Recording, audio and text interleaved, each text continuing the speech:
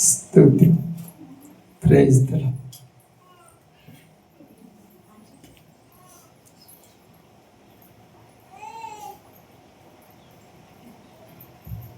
స్తోత్రం. Praise the Lord. మంచిది. అందరం కూడా సమయంలో దేవుని యొక్క సన్నిధిలో ఉన్న మనం దేవుని యొక్క వాక్య భాగమును చదువుకుందాం. బైబిల్ గ్రంథంలో నుంచి కీర్తనల గ్రంథం 4వ అధ్యాయం. కీర్తనల గ్రంథం 4వ అధ్యాయం 4వ అధ్యాయం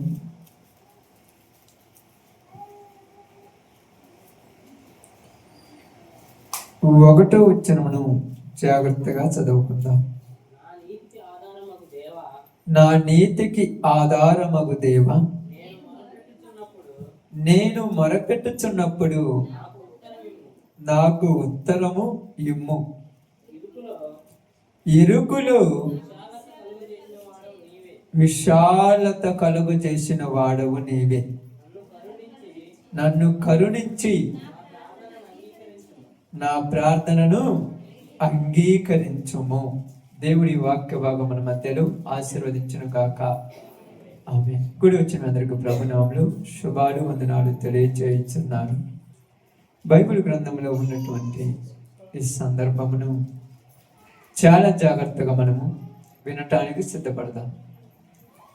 కీర్తనాకారుడైనటువంటి దావీదు మహారాజు రాస్తున్నటువంటి ఈ సందర్భాన్ని మనం బాగా అర్థం చేసుకుంటే ఆయన ఏమంటున్నాడంటే, ఇరుకులు నాకు విశాలత కలుగ చేయువాడవు నీవే.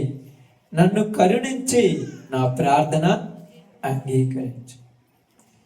దావీదు మహారాజు జీవితంలో జరిగినటువంటి అనేకమైన పరిస్థితులను మనము జాగ్రత్తగా చూసుకుంటూ వస్తుంటాం. అయితే ఇక్కడ రాయబడినటువంటి సందర్భం చూసినప్పుడు, ఇరుకులో నాకు విశాలత కలుగు చేయు. ఇరుకులో నాకు విశాలత కలుగు చేయు.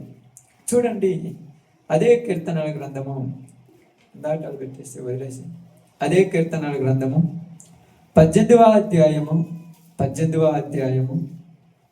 కీర్తనల గ్రంథము 18వ అధ్యాయము 18వ వచనం నుంచి జాగ్రత్తగా చదువుదాం. ఆపత్కాలమందు వారు నా మీదికి రాగా యెహోవా నన్ను ఆదుకొనెను. విశాలమైన స్థలమునకు ఆయన నన్ను తోడుకొని వచ్చెను. నేను ఆయనకు ఇష్టుడను గనుక ఆయన నన్ను తప్పించెను. ఆపత్కాలమందు నేను యెహోవాకి, దేవుడికి ఏం చేస్తానంటున్నాడు ఇక్కడ చూడండి. ఆపత్కాలమందు వారు నా మీదికి రాగా, ఎవరు వచ్చారు ఇక్కడ మీదికి?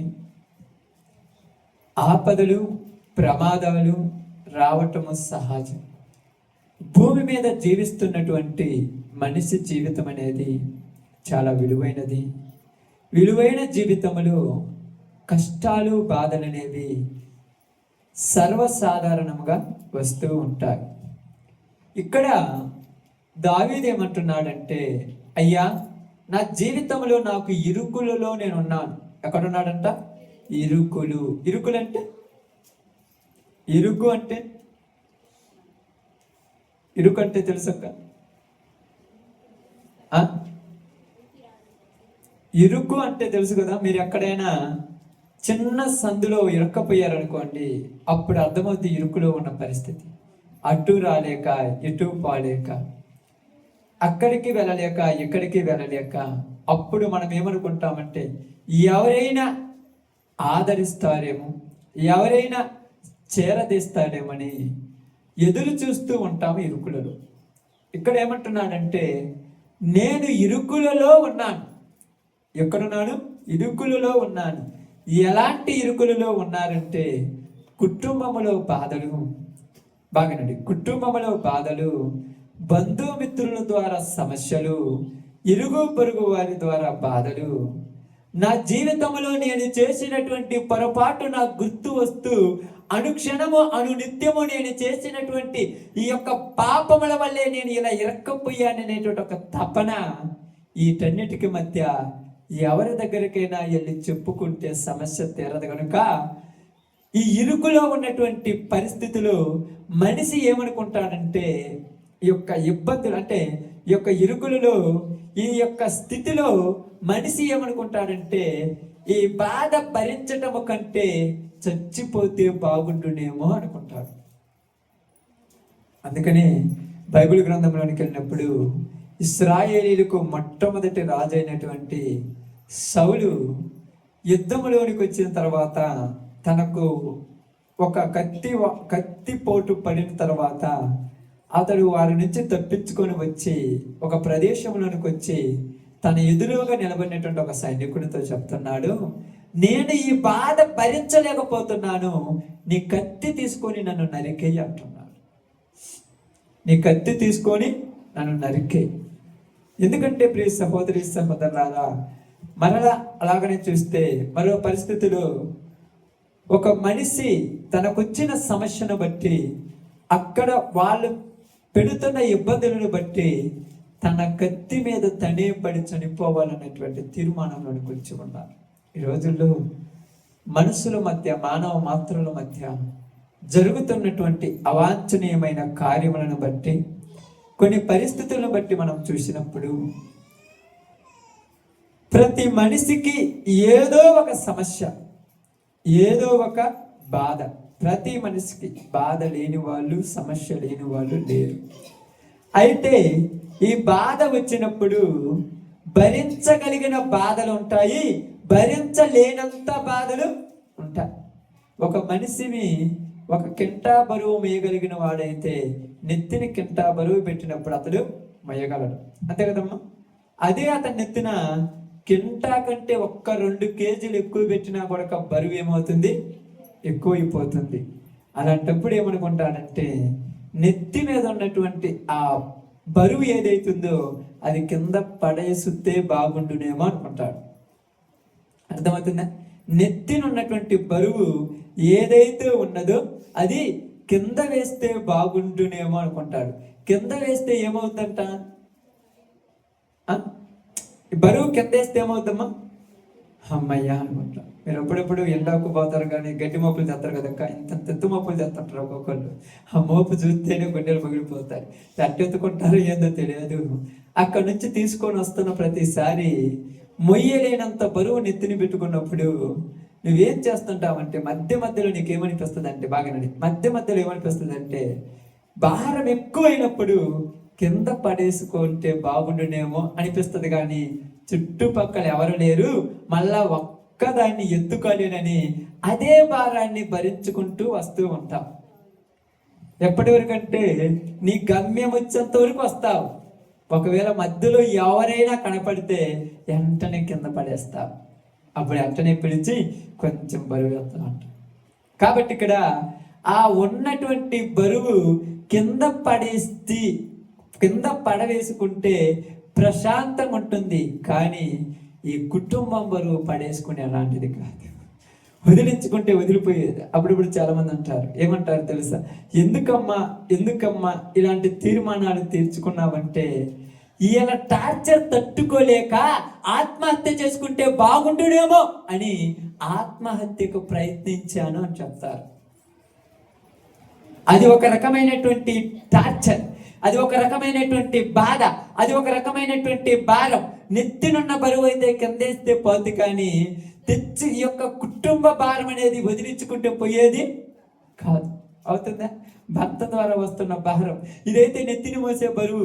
ఎంత దూరం వచ్చినా కూడా ఏం కాదు అనుకుంటుంది. ఈ బరువు కానరాదు పాపం, కనపడుద్దా? అప్పుడప్పుడు చాలా మంది అంటారు, గుండెల మీద ఎంత బండ పెట్టినంత భారం ఉంది అంటారు. ఏం భారం అది? ఎక్కడ కనపడుతుంది? ఏది? నీ నెత్తినేం బరువు లేదంటారు. కొంచెం మహిస్తుడు, నీ నెత్తినేం బరువు లేదే, నువ్వేం మొయ్యట్లేదే అని అంటుంటారు. కానీ పక్క మనిషి కనపడే బరువా? ఇప్పుడు గడ్డి మోపు తెస్తున్నారు అనుకోండి, మీరు అక్కడ నుంచి నేను అక్కడ కూర్చొని అబ్బో ఎంత మోపు అనుకుంటాను. కానీ నీ మనసులో పైకి మాత్రం నువ్వేం చేస్తుంటావు, అందరితో బాగున్నామంటుంటావు, మంచిగా ఉన్నారా, ఇబ్బందులు లేవు కదా అని అన్ని పలకరించుకుంటుంటావు. కానీ లోపల ఉన్న బరువు కనపడేది కాదు. ఇది ఎవరితోనైనా పోయి చెప్పుకుందాం అనుకుంటే సాధారణంగా ఆడపిల్లలకు తల్లిదండ్రులతో చెప్పుకునేటువంటి తల్లిదండ్రులే వాళ్ళ ఫ్రెండ్స్. తల్లి దగ్గర పోయి, అమ్మ నేను భరించలేనంత భారం అమ్మ నాది, నా వేదన ఎవరితో చెప్పుకుంటే తీరదంటే వెంటనే వారి నుంచి వచ్చే సమాధానం ఏమిటి తెలుసా? మీ నాన్న కంటే ఎక్కువ భారం ఏమి నేను పెట్టలేదులే అంట. ఇప్పుడు మనకున్న ఒక్క ఆశ చచ్చిపోద్ది, ఇక తల్లితో కూడా చెప్పుకోవటానికి లేదు. ఒకవేళ బంధుమిత్రులతో చెప్పుకుందాం అనుకుంటే బంధుమిత్రులు ఎవరి దగ్గరికైనా పోయి మన గోడు చెప్పుకోవటానికి వాళ్ళ దగ్గరికి వెళ్ళి నోరు తెరవటానికంటే ముందు వాళ్ళ గోడు వినిపిస్తూ ఉంటారు మనకు. అప్పుడు మనకేమనిపిస్తుంది అంటే వీళ్ళకే ఇన్ని బాధలుంటే నా బాధలు ఊరికి చెప్పుకుంటే అనిపిస్తుంటది. తర్వాత ఏమన్నా భర్తకి ఏమన్నా చెప్పుకుందాం అనుకుంటే సగం భారము భర్తే అయిపోయి ఉంటాడు. ఎవరికి చెప్పుకుంటారు చెప్పండి? ఎవరికి చెప్పుకోలేరు, ఎక్కడ దాచిపెట్టుకోలేరు, ఏమి చేయలేరు. ఇలాంటి స్థితిలో ఏమనుకుంటారంటే ఈ పరిస్థితిలో నా జీవితంలో నాకున్నటువంటి ఒకే ఒక్క ప్రయత్నము ఆత్మహత్య చేసుకోవటమే. అందుకోసమని పరీక్షల్లో ఫెయిల్ అయిన పిల్లలు ఉంటారు కదా, 10th క్లాస్ మార్కులు రాగానే తల్లిదండ్రులు ఏం చేస్తున్నారు తెలుసా? ముందు ప్రయారిటీ ఏం చేస్తారు తెలుసా? ఇదిగో పిల్లలకి చెప్తారు, ఏం కాదులే, ఇప్పుడు ఒక్క సబ్జెక్ట్ కూడా మళ్ళీ రాసుకుందువులే, నువ్వు మాత్రం ఫెయిల్ అవుతానని ఏం భయపడొద్దు. ముందు ధైర్యం, భరోసా. ఎందుకు? ఏమైనా చేసుకుంటారేమని ఒక భయం. తెలుసా? వాళ్ళు ఏమైనా చేసుకుంటారని ఒక భయం. వెంటనే ప్రభుత్వం కూడా ఏం చేస్తుందో తెలుసా? ప్రస్తుత కాలంలో ఏదో ఒక విధముగా పిల్లలను పాస్ చేయమని చెప్తుంది, ఫెయిల్ చేయమని చెప్పట్లా.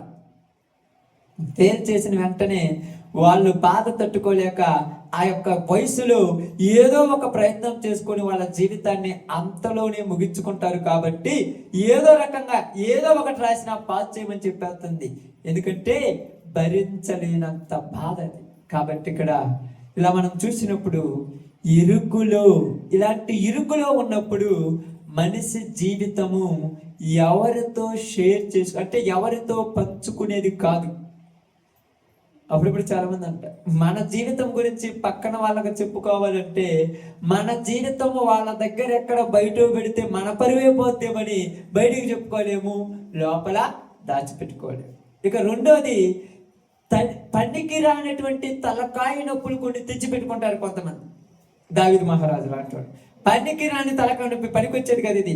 దారి తప్పి అక్రమైనటువంటి మార్గాలకు పనికిరాని జీవితాల్లోనికి వెళ్ళిపోయి తలకాయ నొప్పులు ఎక్కువైపోవటం వల్ల ఎవరికైనా తెలిస్తే నా పరువు పోతుందేమో, ఎవరి దగ్గరైనా నా పరువు పోతుందేమో అని చెప్పి ఆ బాధ అంతా దిగమింగుకోలేక మూడో కంటికి తెలియకుండా మరణించాలని ఆత్మహత్యలు చేసుకునేటువంటి వ్యక్తులు కొంతమంది ఉన్నారు.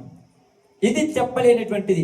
ఇప్పుడు ఏమంటారంటే ఎవరితో నేను వెళ్ళి చెబితే బంగారం లాంటి భర్త ఉన్నాడు, బంగారం లాంటి భార్య ఉన్నారు, నీకు చిన్న చిన్న పిల్లలు ఉన్నారు, అసలు బుద్ధి ఉందా లేదని నన్నే తిడతారు. కాబట్టి నా శరీరంలో వచ్చినటువంటి ఒక అసభ్యమైనటువంటి కోరిక వల్ల నేను చేసుకున్న పరిస్థితి కాబట్టి ఎవరితో చెప్పుకోలేను, దాచిపెట్టుకోలేను, బయటికి తెలిస్తే పరువు పోతుంది, ఇరుగు పొరుగు వాళ్ళకి తెలిస్తే జీవితమే సర్వనాశనం అయిపోతుంది అని చెప్పేసి ఆత్మహత్య చేసుకోవడానికి సిద్ధపడుతూ ఉంటారు మరికొందరు.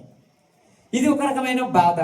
మరికొన్ని రకమైనటువంటివి బయట వాళ్ళకి తెలియకుండా, ఇంట్లో కుటుంబానికి తెలియకుండా లోపల దొరికిన కాడల్లా అప్పులు తీసుకొచ్చుకొని అప్పులు భారమైపోతూ వడ్డీలు పెరిగిపోతూ ఎవరితో చెప్పుకోలేక ఏమి చేయలేక ఇంట్లో ఉన్నటువంటి భార్యకు కానీ పిల్లలకు కానీ వాళ్ళ తల్లిదండ్రులకు కానీ చెప్పుకుంటే ఇంత తప్పేం చేసావురా, ఎవరికి ఇచ్చావు, ఎక్కడ చేసావు, ఇన్ని లక్షలు ఎట్లా తగలబెట్టుకున్నావని వాళ్ళేమైనా తిడతారేమని, ఇంట్లో వాళ్ళకు చెబితే వాళ్ళేమైనా బాధలు పడతారేమని, చుట్టుపక్కల వాళ్ళకి చెబితే ఇచ్చేట అప్పు కూడా మళ్ళా పుట్టది, తప్పులు ఎడుకున్నా ఇంకేడతాడని అది కూడా తెలియకుండా లోపల కుమిలిపోయి ఇది నేను తీర్చలేను, ఉన్న ఆస్తి మొత్తం అమ్మినా వడ్డీ కూడా రాదు, ఏమి చేయాలని తెలియక ఆత్మహత్యలు చేసుకోవటానికి కొంతమంది ప్రయత్నిస్తూ వస్తారు. చాలా మంది మీరు అనుకుంటారు పైకి చూడటానికి అంతా బంగారం బాగానే ఉంటుంది, లోపల తవ్వితే కదా గుంతలు బయట పడేది. మనందరం అనుకుంటాం వీళ్ళకేమి అనుకుంటాం. నేను ఎప్పుడు కూడా ఆలోచించను. ఎవరి జీవితానికి తగిన గుంత వాళ్ళకు ఉంటుంది. గుంతలు లేని జీవితం అంటూ ఉండనే. చాలా మంది ఏమంటారు వీడికేమి బాగానే ఉన్నాయి అంటారు. ఊరు చెప్పారు, మీకేం తెలుసు ఊరికాడమనియం అంతా అనుకుంటారు. చూస్తే పైన పటారం లోన్ లోటారమే. నేను మనం చూసినప్పుడు బైబిల్ గ్రంథం రాయబడినట్టుగా మేడు పండు చూడాలి, మేడు చెట్టు ఎక్కారంట. మేడు పండు ఎలాగుంటది? బాగుంటది, పైకి లోపల ఏముంటది? ప్రతి వాళ్ళ కుటుంబం అంతా అట్టాడిది. నువ్వు అనుకుంటున్నావు నాకంటే వాళ్ళు బాగున్నారని ఇతరులతో పోల్చుకొని నీ జీవితాన్ని సర్వనాశనం చేసుకుంటున్నావేమో. ఇతరులతో పోల్చుకోవద్దు. నువ్వు బయట పడతావని నీ జీవితం నువ్వు కుమిలిపోతున్నావేమో. నీదేమో కొద్దిగా పబ్లిక్ అయింది, అది పబ్లిక్ అయిన బతుకు. అందరి బతుకులు అట్టాటియే, అందరి జీవితాలు అట్టాటి. అప్పుడప్పుడు నేను చెప్తుంటా కదా, మీకు సామెత చెప్తారు కదా, అందరూ వేపనోలే కానీ చేపల పుట్ట మాయమైనట్టు అందరూ మంచోళ్ళు అయితే మరి తప్పు చేసేవాళ్ళు ఎవరు? ఇక్కడ ఎవరికి వాళ్ళే మంచోళ్ళు అని చెప్పారు, తప్పు చేసేవాళ్ళు ఎవరు? అందుకని అంటున్నాడు ఇరుకులలో ఉన్న పరిస్థితులు ప్రతి ఒక్కరివి. ఇరుకులో నుంచి విశాలత కలిగించాలని దేవుడు ఎదురు చూస్తున్నాడు. ఇరుకులలో ఉన్నటువంటి దావీదు మహారాజు ఏమని మాట్లాడుతున్నాడంటే, చదవండి అమ్మ మాట. ఇరుకులో నాకు విశాలత కలుగజేసిన వాడవు నీవే. బాగానండి. నన్ను కరుణించి ఎవరిని కరుణించాలంట? నా స్థితి చూసి, నా పరిస్థితిని చూసి నన్ను కరుణించిన ప్రేమది. నీ స్థితి నా స్థితి చూసిన ప్రేమది. అందరు మన స్థితిని చూడరు, మన పైన రూపాన్ని చూస్తారు. అందరు మన దగ్గరికి వచ్చామంటారు తెలుసా, బాగున్నావా, ఏదో ఒక ఆశ. కానీ నీ లోపల బాధలు పంచుకున్న వాళ్ళు ఒక్కరున్నా వాళ్ళకు 100 దండాలు పెట్టినా మంచిదే. లోపల ఉన్న బాధ ఒక్కళ్ళు కూడా పంచుకోరు. నీతో ఏదో అవసరం ఉందని అవసరాన్ని తీర్చుకొని పోయేవాళ్ళే అందరూ. ప్రతి వారు అవసరాన్ని తీర్చుకొని పోయేవాళ్ళే. నీ బాధలలో కనీసము 1% బాధ అయినా పడేవాళ్ళు ఎవరైనా ఉన్నారా? 1% అయినా నీ దగ్గరకు రాగానే నీకేం ఇబ్బంది లేదని అంటారు. ఊరు చెప్పారు ఇబ్బంది లేదని? ఎవరు చెప్పారు? మేలకం నాతాను ప్రవక్త వచ్చి, దావీదు పరిస్థితి ఇలా ఉందంటే అయ్యాలంటాను, చంపేవాలంటే వాడు నువ్వే. అవునా, నేనేనా? మరి నా బాధ నువ్వు పంచుకుంటానంటే నాతాను ఏమన్నాడు తెలుసా, నీ బాధ పంచుకున్నంత పెద్దోని నేను కాదు, నాకు ఎన్ని బాధలు ఉన్నాయో. ఎవరి బాధలు వాళ్ళకున్నాయి, ఎవరి కష్టాలు వాళ్ళకున్నాయి, ఎవరి సమస్యలు వాళ్ళకున్నాయి. ఎవరు తీరుతారమ్మా? అప్పుడప్పుడు మీరు చూస్తుంటారు కొన్ని పరిస్థితులు పెట్టి ఏమంటారు తెలుసా, ఒక ఇంట్లోనంట ఒక స్త్రీ మరో కుటుంబం దగ్గరికి వెళ్ళి, ఆ స్త్రీ దగ్గర మధ్యాహ్న సమయంలో యొక్క టిఫిన్ అయిపోయి టీ తాగుతారు కదా, టీ అయిపోయిన తర్వాత వాళ్ళ కుటుంబం దగ్గరికి వెళ్ళి అక్కాయి వరకు ఫ్రీగా కూర్చుంటే ఇంట్లో పొద్దు బాగాలేదని పక్కనింటికి పోయి అక్కాయి దగ్గర కూర్చొని మాట్లాడుతూ ఉన్నారంట. ఇద్దరు సారసమంగా మాట్లాడుకుంటూ ఉన్నప్పుడు ఈ మాటల మధ్యలో మీకు తెలియని నిజాలు కూడా బయటకు వచ్చేస్తుంటాయి. బై ఫ్లోలో వెళ్ళిపోతారు, మీకు అర్థం కాల. అబద్ధాలతో కూడా నిజాలను కలిపేసి మాట్లాడేస్తుంటారు. బై ఫ్లోలో వెళ్ళిపోతే డీప్గా వ్యవహారంలోనే పోతున్నప్పుడు ఈ ఇంటి దగ్గర ఉన్నటువంటి అక్క ఆ ఇంటి దగ్గర పోయిన తర్వాత ఆమె టీ పెట్టమంటుంటే ఏమొద్దులే వరకు పొద్దుబాక వరకు ఇప్పుడే టీ దాకా వచ్చాను కొద్దిగా కూర్చొని మాట్లాడుకుంటున్నామంటే ఈమె 4 మాటలు చెప్పదామని కూర్చుంటే ఆమె 50 మాటలు చెప్పిందంటే 50 మాటలు చెప్పగానే ఇప్పుడు ఏమేం చేసింది తెలుసా, నేను చెప్పటం మానుకొని వినటమే ప్రయారిటీకి తీసుకుందంట. నేను చెప్పటం మానుకుంది, నేను చెప్పట్లే, ఎంటనే ఉందంట. అయిపోయి మధ్యాహ్నం 1-1:30 అవుద్ది కదా, ఇంక అలాగా లంచ్ టైం అవుద్ది కదా, అక్క అన్నం తిందామంటే ఇంకేం తిందామని చెప్పి ఆమె ఈ బాధ అంతా చెప్పుకొని కన్నీళ్లు తుడుచుకొని బెడ్రూమ్లోకి పోయిందంట. ఏమో బయటికి పోతూ అమ్మయ్య ఆమె కంటే నేనే బెటర్ అనుకుంటుందంట. ఏమకంటే నేనే బెటరట్టుంది. అమ్మ ఇన్ని బాధలు ఉన్నాయా, అసలు ఎట్లా తట్టుకోగలుగుతుంది, ఇన్ని బాధలు ఉన్నాయి, ఏమే తట్టుకుంటుంటే నా బాధ ఎంత అన్నదంటును. ఇంట్లో పోయి కూర్చోగానే అక్క మా ఆయన ఉన్నాడు చూడు అంటే బై ఫ్లోలో చెప్పుకుంటూ వస్తుంది. మా ఆయన ఉన్నాడు చూడు, ఎంత పనికి మాలినోడు అంటే మీరందరూ బయటికి చూసినప్పుడు టిప్ టప్గా సూటు బూట్ వేసుకొని క్యారేజ్ పట్టుకొని ఆఫీసుకు పోతున్నంత మంచోడు కాదమ్మా. అతని యొక్క పరిస్థితి, నీచమైన పరిస్థితి, అది నాకు మాత్రమే తెలుసు. ఇక రెండోది, మా ఆయన చేస్తున్న పరిస్థితులను బట్టి నాకు పుట్టిన ఒక కుమార్తె ఉన్నది. ఈ కుమార్తె దరిద్రానికి దరిదాపులో ఉన్నది, నీచమైన పరిస్థితికి దగ్గరగా ఉన్నటువంటిది. కాబట్టి ఇదిగో నా కుమార్తె పరిస్థితి కూడా ఇలాంటిదేను. ఇక లేక ఏకైక కుమారుడైనటువంటి ఒక కుమారుడు ఉన్నాడు, వాడు చదువుకోలేదు. ఆ ముచ్చి ఏదో చెప్పగానే అందరు కనిపించి అయిపోయారు. ఎందుకు? వాక్యమేనండి. మీరు ఏదైనా చెప్పుకోండి, బయటకు పోయి చెప్పుకోండి. నా కుమారుడు ఉన్నాడు, ఆ కుమారుడు ఉన్నాడు కదా, వాడు చదువుకోమంటే చదువుకోవటానికి పోతున్నానని చెప్పి రోజు నా దగ్గర 100 రూపాయలు తీసుకొని పోయి సిగరెట్లు, బీడీలు, గుట్కాలు తాగి ఆ రోడ్ల మీద పడిపోతూ ఉన్నాడు. ఈయనలో ఎవరి గురించి ఎవరికి చెబదామన్నా ఒకళ్ళ గురించి ఒకరికేం తెలియదు, ఒకరికేమీ తెలియదు. కానీ అందరి పరిస్థితులు తెలుసు. కూతురు ఏమనుకుంటుందంటే మా నాన్నకు మా అమ్మకు తెలియదని కూతురు ఫీల్ అయిపోతుంది. కొడుకు ఏమనుకుంటున్నాడంటే మా అమ్మకు మా నాన్నకు తెలియదని కొడుకు ఫీల్ అయిపోతున్నాడు. భర్త ఏమనుకుంటున్నాడంటే మా పిల్లలకు తెలియదు అనుకుంటున్నారు.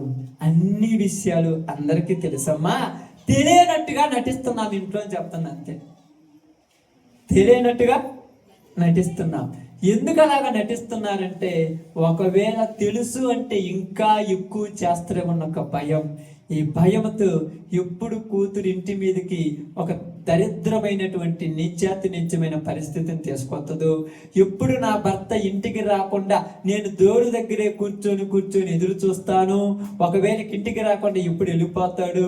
ఒకవేళ ఈ పరిస్థితిని గురించి మా తల్లిదండ్రులకు ఫోన్ చేసి ఒకరోజు కూర్చొని చెప్పానమ్మా, అయ్యా ఇదిగో నా అమ్మ ఇలా పరిస్థితి అంటే మా అమ్మ నాతో ఏమన్నా తెలుసా, నువ్వు చేతగాని దానివి కాబట్టి నీ భర్తను నీ పిల్లలను కరెక్ట్ చేసుకోలేకపోయావు, అసలు బుద్ధి లేని దానివి నన్ను తిట్టిపోయింది, ఇప్పుడు నేను ఏం చేయాలి అర్థం కావట్లేదు అని నేను ఆ మనిషి ఈ స్త్రీతో చెబితే ఏమేమనుకుంటుంది తెలుసా? ఏమనుకుంటుందంట, నాకున్నది నా భర్త ఒక్కడితో ప్రాబ్లం, ఆమెకున్నది ఇంటి చుట్టుపక్కల అందరితో ప్రాబ్లమే. ఇప్పుడు ఆమెకంటే నేను బెటరేగా, 100 రెట్లు బెటరేనా కాదా? ఎన్ని రెట్లు బెటర్ తెలుసా? ఇన్ని రెట్లు బెటరు. ఇప్పుడు నాకెందుకని కానీ ఇప్పుడు ఆమంటుంది, ఇన్ని బాధలు భరిస్తున్నా నువ్వు ఎలా బ్రతకగలుగుతున్నావంటే ఒక నిరీక్షణ. ఏంటంట? ఒక నిరీక్షణ అంటే ఎదురుచూపు. ఏందమ్మా నిరీక్షణ అంటే? ఎదురుచూపు. ఏం ఎదురుచూపు?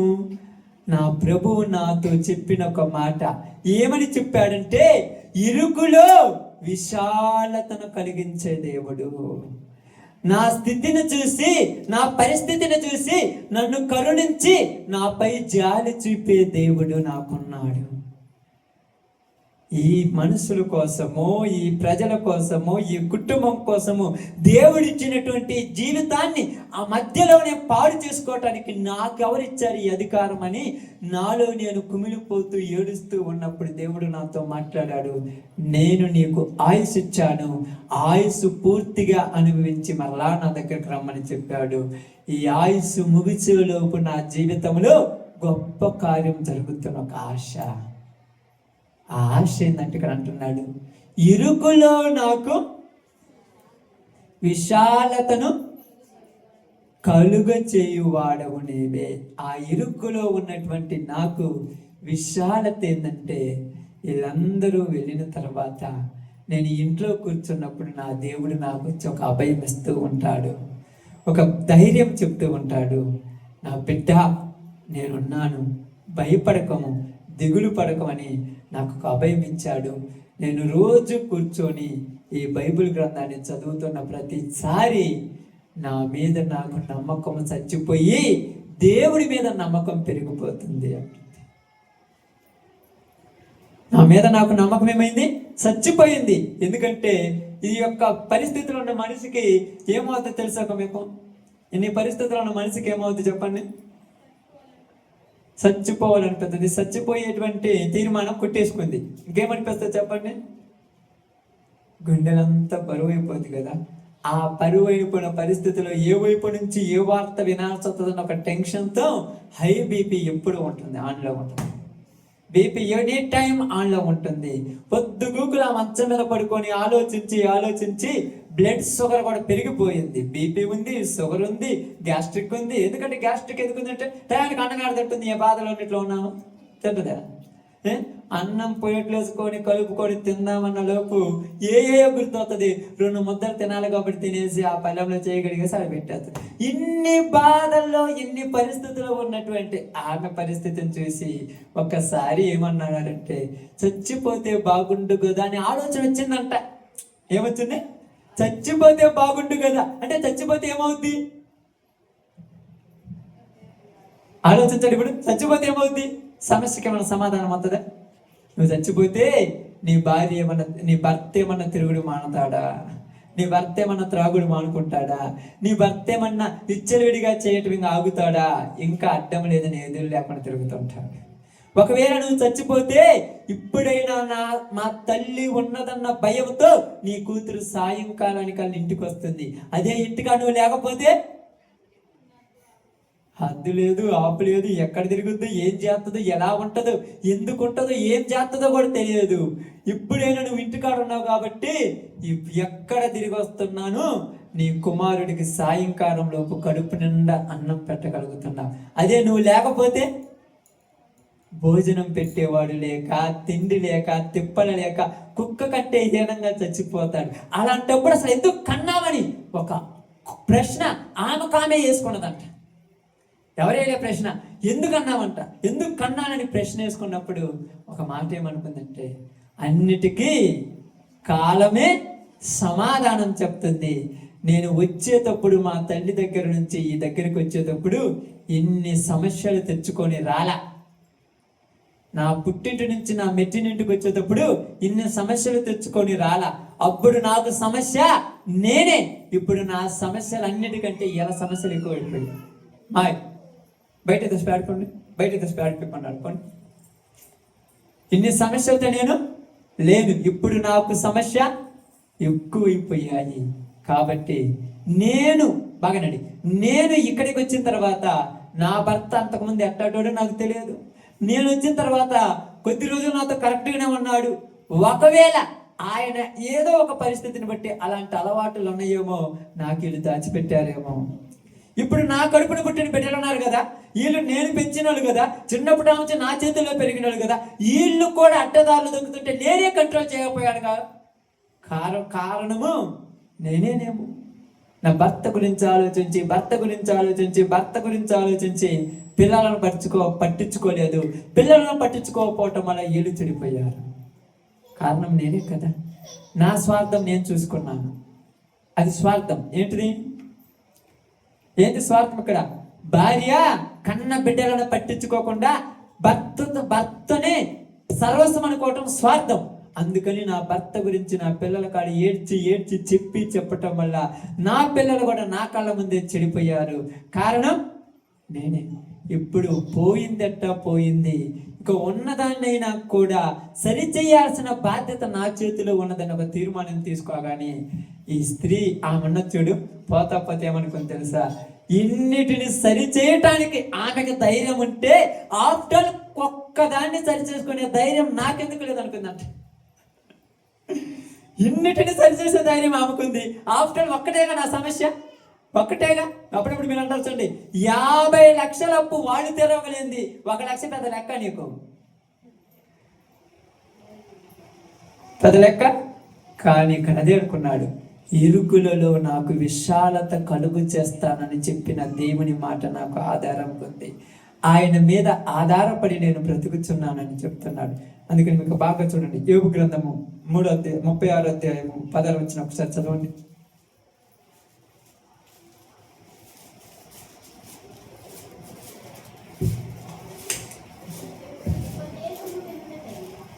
ఉపదేశము ఇనుటకై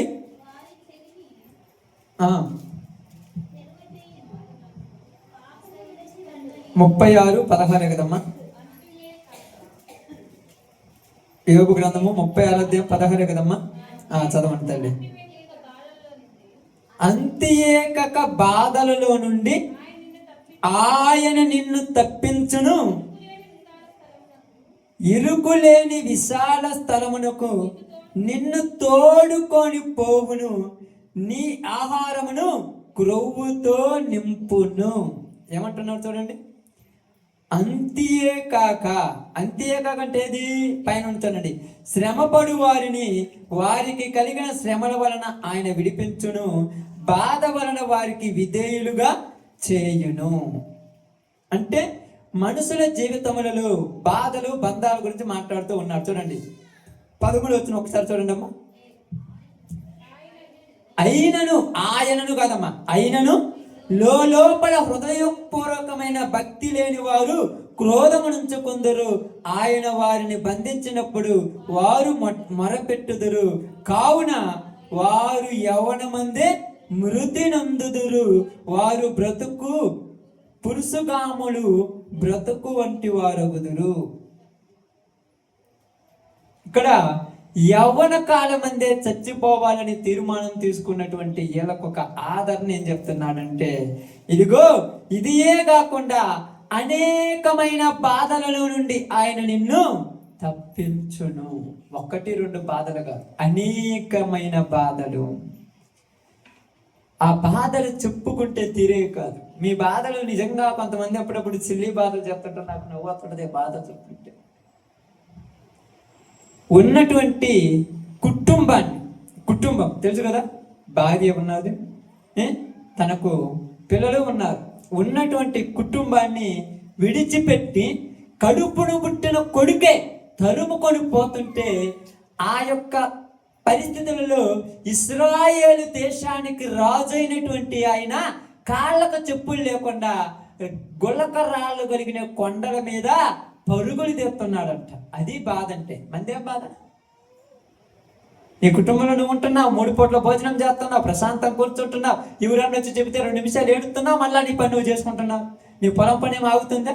నీ ఇంట్లో వంట వండుకోవడం ఏమన్నా ఆగుతుందా? నీ ఇంట్లో లైట్ ఏమన్నా ఆగిపోతుందా? నువ్వు ఉన్నటువంటి సమస్య ఏమన్నా ఆగిపోతుందా? ప్రతిదీ జరిగిస్తున్నావు, నీదేం బాధ? ఈయన కుటుంబాన్ని వదిలేశాడు, భార్యలను వదిలేశాడు, పిల్లలను వదిలేశాడు, కడుపును పుట్టిన కొడుకే కత్తి తీసుకొని తరుముతున్నాడు. ఎవరిని? దావీదుని. కత్తి తీసుకొని తరుముతుంటే ఆ యొక్క కాళ్ళకు చెప్పులు వేసుకొని పోవాలనుకుంటే చెప్పులు కూడా గతి లేవంట రాజుకు. రాజుకేం లేవు. అప్పుడప్పుడు మనం అంటాం, ఒకప్పుడు నేను ఎంత బతికాను, ఈ రోజు నా పరిస్థితి అంటే ఎప్పుడు కాలం అలాగనే ఉండదు, అప్పుడప్పుడు అటు ఇటు తిరగబడాలి. ఒకప్పుడు అలా ఉన్నవేమో, మరి ఇప్పుడు అర్థమవుతుందా? ఒకప్పుడు అలా ఉండొచ్చు, ఇప్పుడు గురించి మాట్లాడద్దు. కాళ్ళకు చెప్పులు లేకుండా పరుగులు తీసుకొని పోతుంటే కడుపును పుట్టిన కొడుకు, బాగానండి, కడుపును పుట్టిన కొడుకు దావీదు యొక్క ఉపనిపత్తులను తీసుకొని దావీదు చూస్తుంటే నేను పాపం చేస్తున్నాడంట. అది శ్రమ అంటే.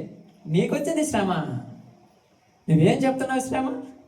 అసలు నీ శ్రమ ఇంటిలో జరుగుతున్న పరిస్థితి కరెక్ట్ లేకపోయినా కంట్రోల్ చేయాలన్న తపన నీకున్నా ఇంటికి పోయేటువంటి పరిస్థితి లేదు నీకు. దావీదుకి చుట్టుపక్కల చెప్తున్నారు, దావీదు రాజ్యం అంతా నాశనం చేసేస్తున్నారు, ఏమి చేయమంటావయ్యా? ఎవరు? కుమారుడే కదా, ఇప్పుడు యుద్ధం చేశానా? యుద్ధం చేస్తే దావీదుకి ఏమన్నా ఎదురు పడగలమ్మా కుమారుడు?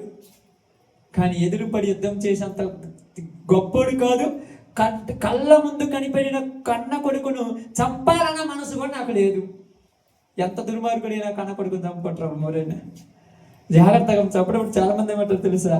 ఇసం పెట్టి చంపుతామంటారు, లేకపోతే పురుగుల మందు పెట్టి చంపుతారు. ఏది పిచ్చి అనుకున్నావు? ఏంది ఆశామాస అనుకున్నావా? నువ్వు అనుకుంటున్నావేమో బాధని, దేవుడు లెక్కలోనికి తీసుకొస్తాడు ప్రతిదీ. నిన్ను నువ్వు కూడా చెప్తాను చూడండి, నిన్ను నువ్వు కూడా ఆత్మహత్య చేసుకునే హక్కు నీకు కూడా లేదు. నువ్వేమైనా కొని తెచ్చుకున్నావు ఈ ప్రాణాన్ని? అప్పుడప్పుడు చాలా మంది చెప్తుంటారు, కొన్నిసార్లు పోతే కూర్చోబెట్టుకొని అంటారు, అన్నా చచ్చిపోదాం అనుకున్నామన్నా. ఈ మాట విన్న తర్వాత ఆలోచిద్దామని నేను ఫోన్ చేశామంటారు. ఒకసారి హైదరాబాద్ ప్రాంతం నుంచి ఒక స్త్రీ ఫోన్ చేసి ఒక వాక్యం విన్న తర్వాత, 1 గంట తోడు వాక్యం విన్న తర్వాత ఫోన్ చేశాను, అన్న ఇప్పుడే ఒక గ్లాసులో ఏంటంట ఇష్టం తెచ్చుకొని కలుపుకున్నాను, తాగుదాం అనుకొని దేవుని ప్రార్థన చేసుకుంటున్నాను. ఆ లోపు నీ వాక్యం మెసేజ్ వచ్చిందన్నా.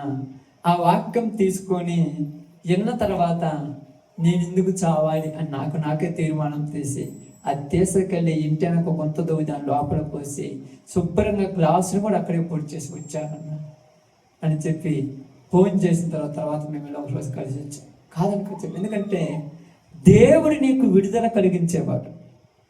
నీకు హక్కు లేదు, నీ శరీరం నీ జీవితాన్ని నాశనం చేసుకునే హక్కు నీకు లేదు. ఒక్క మీరు అనుకుంటున్నారు నేను పిచ్చా? 9 నెలల కన్నా తల్లి దగ్గరికి వెళ్ళి నేను చచ్చిపోతానంటే ఏం చేస్తుంది? కర్ర తీసుకొని నలా కొట్టుద్ది. ఎవరు కన్నారు నేను ఏమైనా కన్నావా? 9 నెలలు నీ కోసం గర్భంలో నేను ఎంత బాధలు పడ్డానో నాకు తెలుసు, నీకే తెలుసు. అదే నువ్వు ఇలా చేసుకుంటావంటే నేను ప్రెగ్నెన్సీగా ఉన్న మొదటి రోజే నచ్చింది తినేసి నేను పక్కన పడేసేదాన్ని. కానీ నీకోసం బతికా, నీకోసం. కానీ ఈరోజు ఎంత ఆయుష్ వచ్చిన తర్వాత నువ్వెవరివి? ఆఫ్టర్ ఒక కన్న తల్లి ఒప్పుకోకపోతే పరలోకం నుంచి భూలోకమునకు పంపించిన కన్న తండ్రి ఒప్పుకుంటాడా? దావీదు అన్నాడు, చచ్చిపోదామన్న తపన నాకేస్తుంది, కానీ చచ్చిపోతే నా దేవునికి లెక్క చెప్పాలన్న భయంతో బతుకుతున్నానంట. భయం. దేవుని భయభక్తులుంటే అన్ని కంట్రోల్కి వచ్చేస్తాయి. మీకు తెలిసే తెలియదు. కాలం ఒకప్పుడు ఇలా ఉండొచ్చు అక్క, ఇప్పుడు అలాగనే ఉండదు, మారిపోతుంటది. అందుకని ఇక్కడ అంటున్నారు చూడండి, ప్రతి బాధలలో నుంచి ఆయన నన్ను విడిపించి ఇరుకులో నుండి నాకు విశాలత కలిగించే దేవుడు నాది. ఒక మాట మీకు చెప్తాను చూడండి, సందర్భాన్ని ముగించుకునే ముందు. యెహోషువ గ్రంథము 6వ అధ్యాయమును కొద్దిగా సమయం ధ్యానించుకొని ప్రార్థన చేసుకుందాం. యెహోషువ గ్రంథము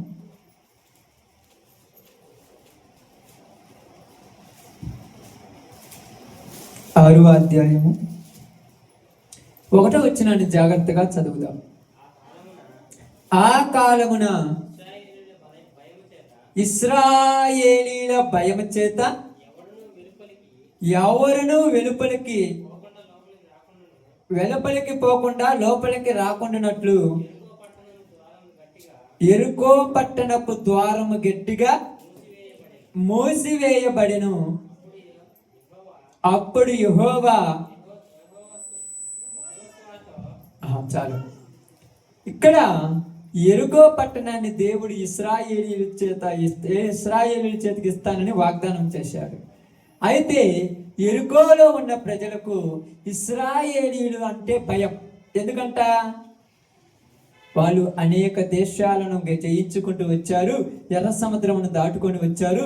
వాళ్ళ దేవుడు వాళ్ళను కాపాడగలిగిన వాడు అన్న భయంతో యెరికో చుట్టూ పెద్ద గోడ కట్టుకున్నారు. యెరికో గోడ అంటారు దాన్ని. పెద్ద గోడ కట్టుకొని ఆ గోడ దగ్గర ఒక ద్వారం ఉంటుంది కదా, ఆ ద్వారాన్ని కూడా మూసేసుకొని లోపల వాళ్ళు బయటకు రాకూడదు, బయట వాళ్ళు లోపలికి రాకుండా కండిషన్ పెట్టేశారు. ఇప్పుడు ఇశ్రాయేలు ప్రజలు అక్కడికి వచ్చారు. అక్కడికి వచ్చినటువంటి ఇశ్రాయేలు ప్రజలు ఏమని మాట్లాడుతున్నారంటే, ప్రభువా నీవు మాకు ఈ దేశాన్ని ఇస్తానన్నావు, కానీ పరిస్థితులను చూస్తే మేము దేశంలోనికి పోవటానికి కూడా అవకాశం లేదు. ఎలా ఇస్తావయ్యా? పరిస్థితులను చూస్తే మేము దేశంలోనికి లోపలికి పోవటానికి కూడా ఎక్కడ అవకాశం ఉందా? ఎక్కడ అవకాశం ఉందా? అసలు అవకాశమే లేదు. మరి ఎలా ఇస్తావు నువ్వు మాకు? ద్వారబంధరాన్ని ఏం చేశారు? వాళ్ళు బంధించేశారు. ఒక చెమట్ల కాలిపోతుంది, చెమట కాలిపోతుంది. మీరు దేవుని లెక్క. మీకు నిండా 2 చేతులు 10 సార్లు పెట్టాలి అందనాలు. ఇంతలాగా చెమట్లో కూడా నిద్రపోతారు. అంటే ఆ ఫ్యాన్ నుంచి వచ్చే గాలి కూడా ఎట్టవుతుందో తెలుసా? పొయ్యి దగ్గర కూర్చున్నప్పుడు అతడు బ్యాడ్ని పొయ్యి, ఇంటికాడ పొయ్యి కాదు, ఇంటికాడ పొయ్యి దగ్గర ఏముండదు. బ్యాడ్ని పొయ్యి దగ్గర ఎండాకాలంలో కొట్టు కాల్చారా? ఆ కొట్టు కాల్చినప్పుడు కట్టెలు వేయటానికి పొయ్యి తీసినప్పుడు అతడు గొప్పినంట సెగ, అంతలా సెగలో నిద్రపోతాడంటే ఆయన ఏమన్నాడు? ఇద్దరు పోవట్లేదు అక్క, పొయ్యి ఉన్నట్టు నేనే నిద్రపోతాను కదా అంటున్నాను. ఏమన్నాడు అసలు చెప్పండి? ఏమన్నాడు అక్క? ఎర్ర టెండలు బాగానండి, ఎర్ర టెండలు ఆ ఎడారి రేగడి జలం ఉన్నాయంట చూడండి. ఆ రేగడి జలంలో చెట్టు ఏమి లేదు, ఎర్రటి ఎండలో 1 ఎకరా పొలంలో మధ్యలో మంచం వేసుకొని 1 గంట దగ్గర పడుకొని నిద్రపోతున్నాడంటే వాడు గ్రేట్ అసలు నా దృష్టిలో. వస్తుంది కదా నిద్ర రాదక్క, ఎందుకు రాదు, కొత్తదో నాకు తెలిసి. ఎంతకంటే ఎక్కువ ఏడేం రాదు అక్కడ. అక్కడ కూడా ఏం చేస్తారు తెలుసా, తెలియగలిగిన వాళ్ళం కదా, దుప్పటి కప్పుకొని నిద్రపోతాం. అంటే ఎందుకు చెప్తున్నానంటే మీరు ఏమనుకోవద్దు దయచేసి, అంటే మీ గురించి చెప్పట్లేదు. ఇలాంటి ఎంతలా పరిస్థితులు కూడా నిద్ర అవుతుందంటే రెడీ అవుతున్నారని అర్థం. దేనికి? ఎండను తట్టుకోవడానికి రెడీ అవుతున్నారు, అంతే కదా. మీకు తెలిసే తెలియదు, అప్పుడప్పుడు ఫ్యాక్టరీ దగ్గర కొంతమంది ఇనుము తయారు చేస్తారు. ఇనుము తయారు చేసే దగ్గర ఉండేటువంటి వాళ్ళ శరీరాలు మొద్దుబారిపోయింటే నల్లగా అయిపోతారు, ఎందుకంటే అక్కడ వేడి ఎక్కువ. ఆ వేడిలో ఉన్న వాళ్ళు తట్టుకోగలరు ఆ ఎండను. ఇప్పుడు వాళ్ళని తీసుకెళ్ళి రేపు నరకంలో నొప్పిని కూడా రెడీగా ఉంటారు, ఎందుకంటే తట్టుకునేది ఎండ కదా, ఆడ కూడా ప్రశాంతంగా ఉంటుంది కదా. కానీ అంత ఈజీ కాదు నరకం అంటే. కాబట్టి నిద్రపోకుండానండి. ఇక్కడ ఎరుకో పట్టణం చుట్టూ పెద్ద పెద్ద గోడలు కట్టారు, ద్వారాన్ని కూడా మూసేశారు. ఆ సౌండ్ కొద్దిగా అక్క పాప బాగా నిద్రపోతుంది, అందుకే praise the Lord, praise the Lord, hallelujah. Okay, బాగానండి. చూడండి, ద్వారాన్ని మూసేశారు, లోపల వాళ్ళు బయటికి పోవటానికి లేదు, బయట వాళ్ళు లోపలికి రావటానికి లేదు. ఇప్పుడు ఇశ్రాయేలు ప్రజలు ఏమనుకుంటున్నారంటే, మేము ఎరుకోని ఎలా జయించగలం, లోపలికి పోవటానికి అవకాశం లేదు, జయించడానికి అవకాశం ఎక్కడి నుంచి మాకు వస్తుందనగానే ఇప్పుడు వెంటనే వీళ్ళకు ఒక ఆలోచన వచ్చింది. ఎర్ర సముద్రమును దాటించిన దేవుడు, ఎరుకో యొర్దాను నదిని దాటించడానికి సిద్ధం చేసిన దేవుడు, ఇదిగో ఆ అరణ్యములో ఎక్కడ ఏమీ లేని పరిస్థితిలో ఆహారమును రెడీ చేసిన దేవుడు ఎరుకో పట్టణాన్ని కూడా దాటించగలడని నమ్మి ఈ పరిస్థితులలో దేవుడికి ప్రార్థన చేశారు యెహోషువ. అప్పుడు యెహోషువతో దేవుడు ఏమని మాట్లాడుతున్నాడంటే, ఎరుకో పట్టణము చుట్టూ ఒకరోజు ఒకసారి తిరగండి, ఈ విధముగా 6 రోజులు తిరగండి, రోజుకు ఒక్కసారి. ఎరుకో పట్టణం చుట్టూ ఎంత ప్రదేశం ఉందో దాని చుట్టూ తిరగాలి. 6 రోజులు రోజుకొకసారి తిరగండి. 7వ రోజు ఆ పట్టణం చుట్టూ 7 మారులు తిరగండి అన్నాడు. చూడండి, అది యెహోషువ గ్రంథం 6:3 నుంచి, మీరందరూ యుద్ధ సన్నద్ధులై పట్టణమును ఆవరించి ఒక మారు దాని చుట్టూ తిరగవలెను. అలాగూ చేయించు 6 దినములు చేయించు రావలను. 7 యాజకులు పొట్టేళ్ల కొమ్ము బోరలను పట్టుకొని ముందుగా నడవలను. 7వ దినమున మీరు 7 మారులు పట్టణము చుట్టూ తిరుగుచుండగా ఆ యాజకులు బోరలను ఊదవలెను. మానక ఆ కొమ్ములతో వారు ధ్వని చేయుచుండగా మీరు బోరల ధ్వని వినినప్పుడు జనులందరూ ఆర్భాటముగా కేకలు వేయవలను. అప్పుడు ఆ పట్టణ ప్రకారము కూలును గనుక జనులు తమ ఎదుటికి చక్కగా ఎక్కుదురు అనెను. దేవుడు చెప్తున్న మాట, 6 రోజులు ఇలాగ మీరు చెయ్యండి. 7వ రోజు బోరలు ఊదుతున్నప్పుడు పట్టణం చుట్టూ మీరు 6 సార్లు తిరగండి. 7వ రోజు 7 మార్లు తిరగండి. 7 మార్లు తిరిగిన తర్వాత అక్కడ యాజకులు ఎప్పుడైతే బోరలు ఊదుతారో, ఊదినప్పుడు మీరు అందరూ ఏం చేయాలంట? కేకలు వేయవలెను. చూడండి, 10వ వచనం చదవండి. 10వ వచనం, మరియు యెహోషువ మీరు కేకలు వేయుడని నేను మీతో చెప్పు దినము వరకు మీరు కేకలు వేయవద్దు. మీరు కేకలు వేయవద్దు. ఎప్పటి వరకు అంట? దేవుడు చెప్పేదాకా వేయకూడదు. కేకలు అంటే ఏంటి? కేకలంటే ఏంటి? అరవటమా? కేకలంటే దేవుణ్ణి స్తుతించటము, దేవునికి స్తుతి, దేవునికి మహిమ అని చెప్పటం. కేకలంటే అరవటము, ఎగరటము, గంతులేయటము కాదు. అది అసలు కానే కాదు. ఈరోజు చాలా మంది అట్లా పట్టుకొని ఒక గంటన్నరతోటి అరుతూనే ఉంటారు. ఎలాకేం పిచ్చి పట్టింది నాకు అర్థం కాదు. తప్పది, చేయకూడదు. అల్లరితో కూడిన పనులు చేయకూడదు. దేవుని పరిశుద్ధ మందిరముడు, దేవుని పరిశుద్ధ మందిరము పరిశుద్ధముగానే ఉంచవాలని. ఈ మధ్యకాలంలో పెద్ద పెద్ద మీటింగ్స్ పెట్టేస్తున్నారు ప్రతి ఒక్కళ్ళు. ఓకే, తప్పేమి లేదు, దేవుని సువార్త అందించడం కామన్. నేను ఊరిని కొరకు కించపరచని ఏం చేయను. ఈ మీటింగ్స్ వీళ్ళ దగ్గర డబ్బులు ఉన్నాయి కాబట్టి ఈ డబ్బులు తెచ్చుకున్న వాళ్ళు డీజే పెట్టుకొని పోక్స్ లైట్లు అంటారు చూడండి, ఆ లైట్స్ పెట్టి పొగ చేసుకొచ్చి పాటలు పాడుతున్నారు. అట్లా చూడట్లేదా మీరు? రీల్స్లో రావట్లేదా? అప్పుడేమంటారు? యేసయ్యా స్తుతి స్తుతి స్తుతి స్తుతి. ఏంటది డీజే పాటలాగా? సిగ్గనలేదు వాళ్ళకు. దానికి మళ్ళీ డ్యాన్సులు, మళ్ళీ దానికి స్టెప్పులు. మిమ్మల్ని బట్టే కదా అన్యజనుల మధ్య నా నామం దూషింపబడుతుంది అంటున్నారు. ఇప్పుడు వీళ్ళు ఏమంటున్నారంటే మిమ్మల్ని దేవుడిని స్తుతిస్తున్నామంటున్నారు. నువ్వు ఎగిరి గంతులేసి ఒంటి మీద బట్టలు లేకుండా ఎగురుతుంటే, నువ్వు దేవుడిని స్తుతిస్తుంటే వాళ్ళు కూడా అది చేసి మేము మా దేవుడిని స్తుతిస్తున్నామంటున్నారు. తేడా ఏది ఇక్కడ? నేను ప్రారంభంలో చెప్పాను, నువ్వు పెట్టుకుంటే బొమ్మ కాదు, వాళ్ళు పెట్టుకుంటే బొమ్మ అన్నావు కదా. కాబట్టి బొమ్మ ఏదైనా బొమ్మే, మరి డ్యాన్స్ ఏదైనా. మరి నువ్వు చేస్తేనేమో దేవునికి ఆరాధన, వాళ్ళు చేస్తేనేమో గొప్ప గంతులా? ఎవరు నేర్పించారు వీళ్ళకి బోధ? నాకు అర్థం కాదా. ఎవరు చేశారు? వాళ్ళు ఏమంటున్నారు తెలుసా? మేము ఆరాధిస్తున్నాం. ఆరాధించే మనిషివైతే ఆత్మతోను సత్యముతోను ఆరాధించాలి దేవుణ్ణి. నిజమైన భక్తి, యథార్థమైన భక్తి ఏమని చెప్పింది బైబిల్ గ్రంథంలో?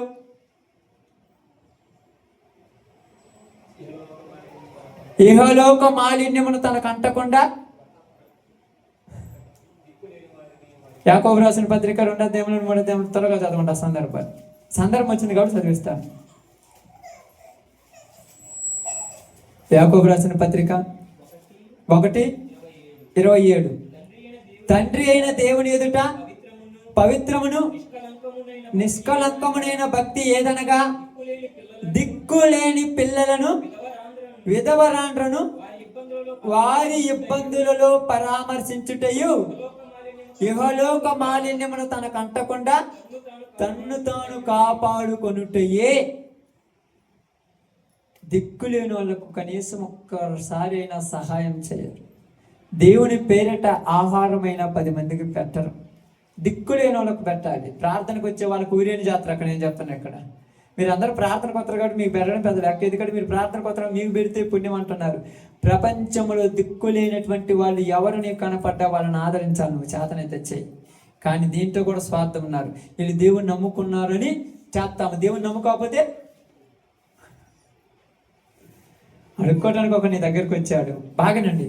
వచ్చిన వాడు వాడి వృత్తిని బట్టి ఏదో ఒకటి తీసుకొచ్చాడు. వాడి చేతిలో ఏదో ఉందో మీకు అర్థం, దాని గురించి పక్కన పెట్టండి. వచ్చాడు, ఆకలి అవుతుంది అన్నాడు. నీ చేతిలో ఈ యొక్క బొమ్మది కాబట్టి నేను అన్నం పెట్టానంటే అది స్వార్థం. తప్పదు. ఆకలైనడు ఎవరైనా, నువ్వు మనిషివి కదా, మానవత్వం కలిగిన వాడు అయితే నీ చేతనైతే అన్నం పెట్టి చూద్దాం. ఇప్పుడు చేశారా? చాలా మంది ఆలోచించండి. ఈరోజు క్రిస్టియానిటీ పాడైపోవటానికి గల కారణం అదే. వాడు ఆకలితో వచ్చాడు. వాడు ఎవరైతే నీకెందుకు ఏం అవసరమా? ఇంతకుముందు అంటే ఒక 20-30 సంవత్సరాల ముందు అయితే నీది ఏ కులం అని అడిగేవాళ్ళం. మరి ఇప్పుడు నువ్వు ఏ మతం అని అడుగుతున్నారు. బుద్ధి లేకపోతే సరే. ఆకలైనవాడికి అన్నం పెట్టడానికి మతంతో ఏం పని? ఆకలైనవాడికి అన్నం పెట్టడానికి కులంతో ఏం పని అమ్మా? దేవుడు అది కోరుకుంటున్నాడు ఇక్కడ. దీన్ని ఎక్కడో అట్టడుగు చేసేసి వాళ్ళ దగ్గర ఉత్తరంగా వస్తున్నటువంటి సొమ్ము ఉన్నది కాబట్టి ఈ సొమ్ముతో పెద్ద పెద్ద ఎత్తంతో చేసేసి ఇష్టం వచ్చినట్టు ఎగిరిచ్చు. ఇది భక్తి అంటే లోకము నమ్ముద్దేమో కానీ దేవుని ఎరిగి నేనైతే నమ్మను. నేను అందుకే పబ్లిక్ చెప్తున్నాను, పచ్చిగా చెప్తున్నాను, దేవుని ఎదుటి యథార్థమైన భక్తి ఇదే. నువ్వు లగ్జరీకి తిరుగు తప్పులేదు. నీకున్నది కాబట్టి దేవుడు ఇచ్చిండు కాబట్టి నీ ఇష్టం వచ్చినట్టు చెయ్యి. ఉన్న దాంట్లో కనీసం పక్కనోడికి 1 రూపాయిని పెట్టకుండా నువ్వు బతికిన ఒకట సచ్చిన ఒకట నా దృష్టిలో. ఇహమందు ధనవంతులైన వారు ఆ ధనమందు మనసునుంచక వాటికి కలిగిన వాటిలో ఇతరులకు పెట్టువారే ఉండవని రాయబడింది బైబిల్ గ్రంథంలో. ఇతరులకు ఏం కావాలి? జక్కయ్యని ఏమన్నాడు? అబ్రహాం కుమారుడు అన్నాడు. ఎప్పుడు అన్నాడు? తన మనసులో ఒక ఆలోచన వచ్చింది. ఏమొచ్చింది? నాకు కలిగిన దానిలో పేదలకు ఇస్తానన్నాడు. అది మారు మనసు అంటే. యాడికొచ్చినా దోచుకోవడం అయితే ఆడుండి అట్ట దోచుకున్నావు, ఏడుండి ఇట్ట దోచుకున్నావు, ఆడుండి అది ఎట్టన్నా దోచుకోవడానికి నీకేంది? పై పేరు మాత్రమే, దోచుకోవడం మాత్రం మామూలే. పైన పేరు ఒకటి పెట్టుకున్నాడు. పేరు ఏదైతే నువ్వు దోచుకునేదైతే, లోపల చేసేది పనికిమాలిన పని అయితే బయట ఏది పెట్టుకుంటేమి? చెప్పండి అమ్మా, బయట ఏది పెట్టుకుంటేమి? పేరుకేముంది? ఒకడు చర్చి అని పెట్టుకుంటాడు, ఒకడు ఇంకోటి అని పెట్టుకుంటాడు, ఒకడు ఇంకోటి అని పెట్టుకుంటాడు, ఒకడు ఇంకోటి అని పెట్టుకుంటాడు. లోపల చేసేది పనికిమాలిన పని అయితే ఏం అవసరమా? లోపల జరిగే పని కావాలి ఇక్కడ. అందుకంటున్నాడు కేకల వెయ్యుడి. ఈరోజు కేకల వేయమంటే అర్థం కాక ఈ అర్థంగా ఎరిగేస్తున్నారు జనాలు. దేవుడు స్తుతించమని చెప్పాడు. నువ్వు స్తుతించు, గంట దోడి మోకాళ్ళ మీద కూర్చొని స్తుతించు. నేను చేతనది నేను చెప్తానండి. గంట దోడి ఒక దేవుని సేవకుడు అయినా, ఒక దేవుని నమ్మిన విశ్వాస అయినా ఒక గంట దోడి మోకాళ్ళ మీద కూర్చొని స్థుతించు. ఏదో ఒక పాట పాడుతూ మిమ్మల్ని ఉత్తేజపరిస్తేనే స్థుతించడం స్థుతి కాదు. నువ్వు ఏకాంతంగా ఒక ప్రాంతానికి వెళ్ళి గంట దోడి మోకాళ్ళ మీద కూర్చొని, లేదు 2 గంటల దోడి 3 గంటల దోడి మోకాళ్ళ మీద కూర్చొని దేవుడిని స్థుతించు. అది నిజమైన స్థుతి నా దృష్టిలో. ఏకాంతంగా ప్రార్థన ఇప్పుడు చేస్తారు వీళ్ళు. అసలు ఏ రోజైనా ఒక గంట 2 గంటలైనా కూర్చొని మోకాళ్ళ మీద కూర్చొని ప్రార్థన చేసి ఉంటారు వీళ్ళు ఎప్పుడన్నా? చర్చిలలోకి వచ్చి ఆరాధన లేదే, అది లేదు ఇది లేదు అంటారు. కానీ ఎందుకాడ వరగ పడుకొని నిద్రపోకుండా ఉంటే మోకాళ్ళ మీద కూర్చొని దేవుని సన్నిధిలో, ప్రభువా నా బాధలు ఇలా ఉన్నాయని యేసు ప్రభు వారిని ప్రార్థన చేశావా? నిద్రపోకుండా అంటే ఉత్తేజపరచాలంట. ఎగరటానికి ఏడంటే మీకు ఒక దిక్కుపోతుంది. నాకు అర్థం కాదు. ఆసక్తితో ప్రార్థన చేస్తే దేవుడి కార్యం చేస్తాడు. ఒక గంట దోడి నీ జీవితంలో ఎప్పుడైనా ప్రార్థన చేయగలిగిన పనికి మాలిన 500 కోసం 1000 రూపాయల కోసం ఒక కాలు పట్టుకోవటానికి రెడీ అయిపోతాడు. ఆ బాక్స్ అని చట్టుకోండి, పోండి అటువంటి అలిగిపోండి, అమ్మలవ్వండి, ఇంకా పడగండి, ఆడదాకా పోండి, ఆ గేడు దాకా పండి, వెళ్ళిపోండి అటువంటి 500 600 కోసము బతిమిలాడుకుంటూ బయలుదేరుతాం. పిచ్చి డబ్బులు అవసరం లేదు. నేను చెప్తున్నాను ఈరోజు, నాకు ఏది ఇస్తానన్నా ఎంత ఇస్తానన్నా ఏదైనా నేను లెక్క చేయను. నాకు అవసరం లేదు డబ్బు అనేది. చాలామంది అనుకుంటుంటారు ఎందుకు అవసరం లేదంటే లోకంలో డబ్బుని విసర్జించే. ఈరోజు 1 రూపాయి 2 రూపాయల కోసం ఎప్పుడు నేను ఊరిని బతికినాను అవసరం లేదు నాకు. దేవుని మందు నువ్వు నమ్మకం ఉంచితే దేవుని కోసమే బ్రతక. అది నిజమైన భక్తి. మనుషుల కోసం బతకడం కాదు. మరి కష్టాలు ఎలా తిరుగుతాయంటే ఎలుకోగోడలు అడ్డమన్నాయి. నువ్వు దేవుని ప్రార్థన చేయాలి. గడ్డపారలు తీసుకొని వచ్చి కూల కొడతానంటే ఒప్పుకుంటారా? గడ్డపారలు కొడతాయి, బాంబులు పెడితే పగులుతాయా? పిచ్చి. మన మానవ ప్రయత్నంతో నీ సమస్య తీరదు. అది గుర్తుపెట్టుకోండి ఎప్పటికైనా అక్క. మానవ ప్రయత్నంతో నీ సమస్యకు సొల్యూషన్ రాదు. దేవునితో సహాయం ఉంటే అదే చెప్పాడు. ఏమన్నాడు? శ్రమలు సహించిన ప్రేమ నాకై శాపమును ఓర్చిన ప్రేమ.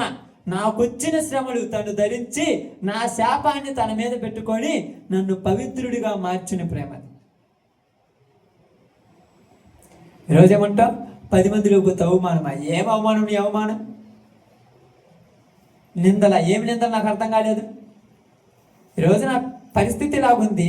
నా పరిస్థితి నా దేవుడికి తెలుసు. వీళ్ళందరికీ ఏం తెలుసు? లోకంలో ఉన్న వాళ్ళకు. వాళ్ళందరూ సిగ్గుపడినంత క్యారెక్టర్ మంది కాదుగా. సిగ్గు తెచ్చుకునేంత క్యారెక్టర్ మంది కాదుగా. మంది విలువ కలిగిన క్యారెక్టర్. మన పరిస్థితిని దేవుడు చూశాడు. మనకేది ఎలా ఆయనకు తెలుసు. మనం ఎలా చూసి భయపడటం ఎందుకు నాకు అర్థం కాల. అప్పుడప్పుడు మీకు చెప్తుంటాను చూడండి, నువ్వు ఏమి ఎత్తుతావో.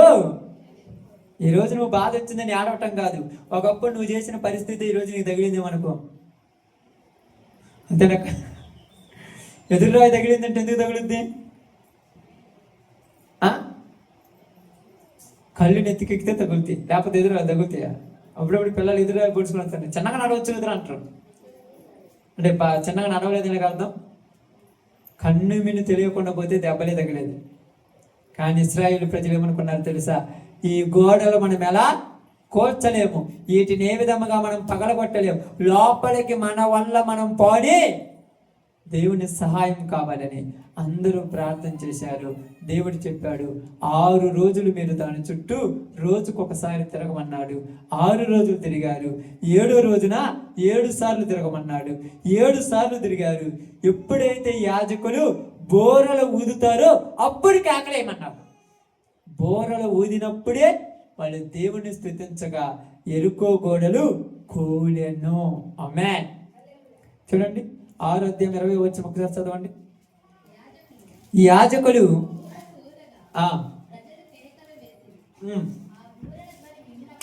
ఆ బోరల ధ్వని వినినప్పుడు ప్రజలు ఆర్భాటముగా కేకలు వేయగా ప్రాకారము కూలెను. దేనికి కూలే అంట?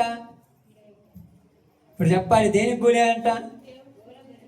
దేవుని దయ వలన కూలిపోయాయి, దేవుని కృప వలన కూలిపోయాయి. వీళ్ళు అంటున్నారు, అయ్యా ఇది దాటి పాలేమన్నా భయం వేసింది. నేను మీకుందగా నీకెందుకు భయం? అందుకేమన్నారు తెలుసా? నమ్ముట నీ వలన అయితే నమ్మువానికి సమస్తము సాధ్యమే. నువ్వు ఏదని అనుకుంటావు, ఇంత పెద్ద సమస్య నా మాట అసలు ఇది ఎంట్రా అనుకుంటావు. ఒకసారి మీకు చెప్పాను అనుకుంటాను, దేవుడు చెబితే దెయ్యము కూడా మాట్లాడుతుందంట. ఆమేన్. దేవుడు చెబితే ఎవరేంటంట? దెయ్యం కూడా మాటిని దేవుడి బిడ్డలకు సహాయం చేస్తుందంట. జరిగింది అదే. కాబట్టి పరిస్థితి చెప్తున్నాడు, యెరికో గోడలు కూలిపోవాలంటే మొదట నీలో ఉండాల్సిందేంది? ఆమేన్. నమ్మకం ఉండాలి. నీ పరిస్థితులను బట్టి నువ్వు ఆడవటం కాదు అక్క. నీ పరిస్థితులను బట్టి నాకు ఎవరు లేరని బాధపడటం కాదు. నీ పరిస్థితులను బట్టి నా తర్వాత నన్ను పట్టించుకునే వాళ్ళు ఎవరు లేరు అనుకోవద్దు. వృద్ధాప్యంలో నాకు దిక్కవరని ఆడవద్దు అసలు. దేవుడు ఉన్నాడని నమ్మి ముందుకు వెళ్ళు. కానీ మనం ఏం చేస్తాం? మనసులు భయపడిపోతుంటాం ప్రతి దాంట్లో. అందుకని మత్తయి సువార్తలో ఏం మాట్లాడారు తెలుసా? ఆకాశ పక్షులను చూడుడి, అవి విత్తవు కోయవు, మీ పరలోకపు తండ్రి వాటిని పోషించగా మిమ్మల్ని పోషించలేడా? అందుకేమన్నారు తెలుసా? మీరు వాటికంటే శ్రేష్ఠుడు కాదా? అందుకన్నాడు. ఏమన్నా తెలుసా? మొదట ఆయన రాజ్యమును నీతిని వెదకుడి, అప్పుడు అన్నియు మీకు అనుగ్రహింపబడును అని రాయబడింది బైబిల్ గ్రంథం. మొదట నువ్వు దేవుణ్ణి వెతికితే నీ కుటుంబంలో ఉన్న ప్రతి సమస్య కూడా సెట్ అయిపోతుంది. నిజమంటే నిజం. సమయానికి సమాధానం చెప్పేది ఎవరు? కాలం. ఆ కాలం ఎవరు స్వాధీనంలో ఉంది? ఆమేన్. కాబట్టి కేకలు వేసే వరకు మీరు ఏం చేయాలంట? కేకలు వేయమని చెప్పేంత వరకు ఏం చేయాలంట? ఓరకుండాలి. సమస్యలు వచ్చినప్పుడు ఓరకుండాలి. గొడవలు పడితే సమస్య తెరవక్క. మీరేమన్నా ఎదురు తిరిగి పోట్లాడితే గొడవ తిరుగుద్దా? ఎక్కువ అంతే. దేవుడు చెప్పాడు, నేను చెప్పేంత వరకు ఆగు అన్నాడు. అప్పటి వరకు వాళ్ళు ఏం చేశారంట? మౌనముగా ఉన్నారు. అప్పుడప్పుడు మీరు కూడా కోపడతారు కదా, భలే కోపం వస్తుంది మీకు. ఎవరైనా వచ్చేదని అనుకోండి, మేకెందుకో, వాళ్ళకి ఎందుకంటే వాళ్ళకే, నీకు కాదు కావాల్సింది. నేనున్నాను అనుకోండి, ఏ రోజైనా ఎవరినైనా ఎదిరించి ఒక మాట అయినా అన్నట్టు చూసారా? గొడవ పెట్టుకున్నా అంటే అన్ని వాళ్ళు అనాలి, మనం పడాలి. ఎందుకన్నా అంత చేతగనడం అంటే మనం చేతగనడం దేవుడు చెప్పిండా? ఏమన్నాడు? ఇది చెడు కాలము గనుక ఈ కాలంలో బుద్ధిమంతుడు ఓరుకుంటు. నువ్వు ఓరుకుండాలి అంతే. మరి నువ్వు ఓరుకుంటూ ఊరు చూసుకుంటారు. ఆమేన్. మరి నువ్వు చేసుకుంటే, నువ్వు కలుగు చేసుకుంటే ఆయన ఎందుకు వస్తాడు? ఇప్పుడు నీ భర్త మీద నువ్వే రోజు పోట్లాడుతుంటే ఆయన ఎందుకు పడుచుకుంటాడు? అసలు నాకు అర్థం కాదా. నీ పిల్లలకు రోజు నువ్వే ఆజ్ఞలు పెడుతుంటే ఆయన ఎందుకు చేస్తాడు? వాళ్ళ మీద కోప్పడి అలిగి ఒకరోజు 2 రోజులు అన్నం తినుకొని ఉంటారు కదా అప్పుడప్పుడు. ఇప్పుడన్నా అలాగా వాళ్ళ మీద కోప్పడి అలగటం పక్కన పెట్టేసి 1 రోజు 2 రోజులు ఉపవాసం ఉండి ప్రార్థన చేసుకోవద్దాం. నీ చేతలు అయితే పొద్దున పని కోరిపోతారు కదా. గొడవ పెట్టుకుని అంత సంవత్సరానికి అంత తినేను కండ భోజనం వేసుకొని పనికి పోవచ్చు. కానీ ప్రార్థన చేయాలంటే నువ్వు చూసుకుంటున్నావు, దేవుడు చూడటం నీ సమస్య. దేవుడి చేతిలో పెడితే నువ్వు ప్రశాంతంగా కూర్చుంటావు.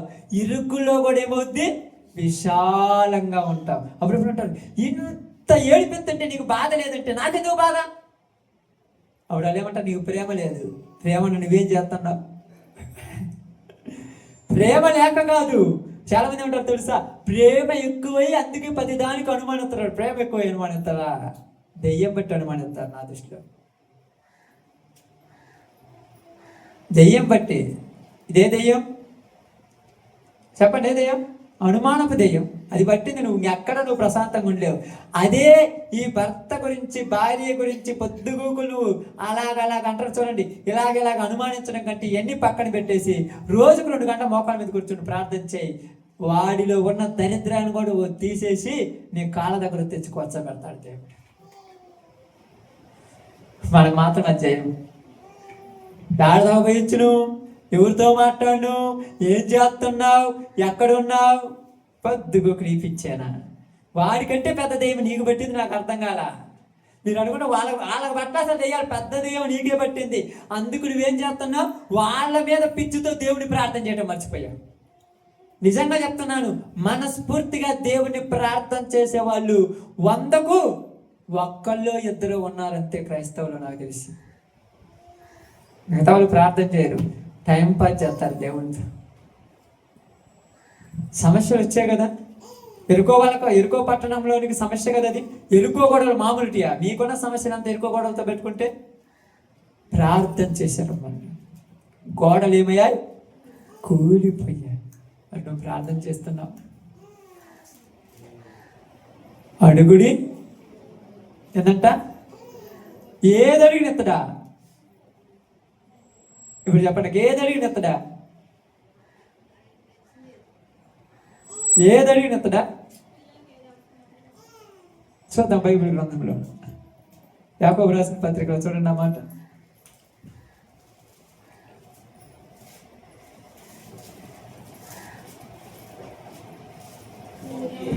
1:5.